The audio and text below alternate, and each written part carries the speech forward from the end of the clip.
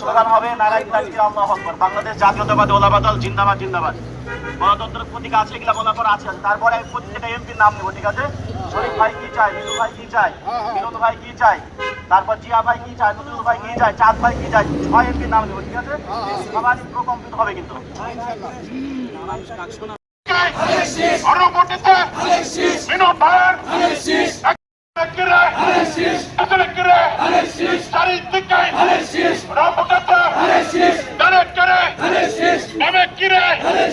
উন্নয়নের মার্কা, উন্নয়নের মার্কা, সংসদের মার্কা, বাংলাদেশের মার্কা, রাজশাহীর মার্কা, বিনোদের মার্কা, এদিকে এদিকে 14 নম্বর ওয়ার্ডের মার্কা,